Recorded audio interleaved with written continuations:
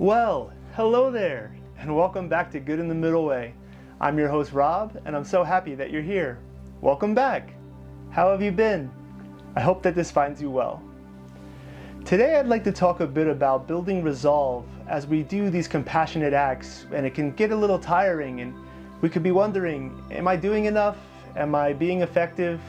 Do I need to be effective to continue to do this? Well, I have a story for today's episode that I think might help us get through these difficult times when we're feeling that tiredness and we need a bit of inspiration. So, once upon a time, there was someone walking down the beach, and as they're walking, they see thousands of starfish washed up on shore, but they're drying up in the sun. So they go, and one by one, they're throwing them back in the ocean to try to save them. Someone else comes by, and they say, "What are you doing? You can't possibly save all these starfish. You're wasting your time. It doesn't matter." But that first person goes back to their business and they just keep throwing them, and they say, "To that one, I mattered." And that story has stuck with me, and every time I recall it, it just says, oh yeah, do what you can. Affect those around you that you can affect. You might not get to everyone, and that's okay. But to that one, you mattered. To that person, you mattered. To that family member, you mattered. And that is really a key component of, developing this care and deepening our compassion for others. We are limited in what we can do to relieve others' suffering. In this life, we can try, though, and that is really important. And I think it's also beautiful to be that heartfelt and to keep diligently making the effort, but then we're asking, how do we get this energy? How do we get this resolve? Well, it's very important that we rest and we do restorative acts that will also enrich our bodies and kind of nourish and replenish us. Because if we're not taking good care of ourselves, we're definitely not going to have the energy to take care of others. We have to make ourselves whole, or as whole as possible, before we can really effectively bring someone else up. The same way, the plane, the oxygen mask, you got to do yours first. And that is really important. You see, if we don't rest and we don't build ourselves, we're always going to burn out. And we can't put others' needs before our needs. We need to first take care of our needs fully, and then we could really be there and be present to help others and to produce for them. You see, people need us to be reliable, trustworthy, secure. And if we're going through these highs and lows all the time, it's hard for them to lean on us. But as we're trying to develop ourselves in this through the middle way, through the Eightfold Path, right speech, right livelihood, right actions, one by one, we're transforming ourselves to be someone people can rely on, and someone that can effectively help in our limited capacity. I say limited because, remember, we're still trying after that Bodhisattva ideal. We're trying to develop, a form, basically, that could really effectively remove the suffering of others. And there's so many scholars and monks out here on YouTube that can really explain this in depth if you like, But just having that wish is mostly like the best that we can do, according to my one monk friend.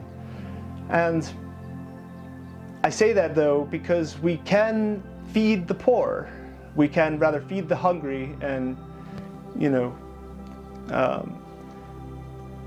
financially endow the poor.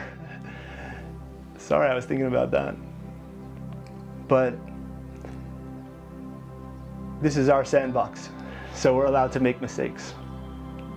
And I just think that's really worth our time this week, and to start to think, because the last piece here is about meditating on compassion, meditating on gratitude.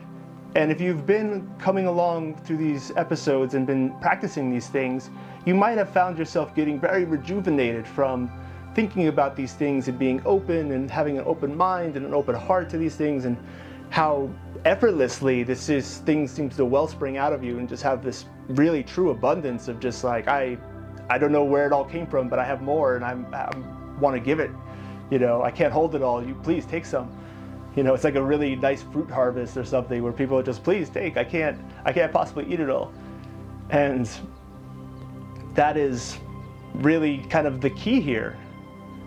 Are we developing compassion? Are we meditating on metta? Are we meditating on our gratitude?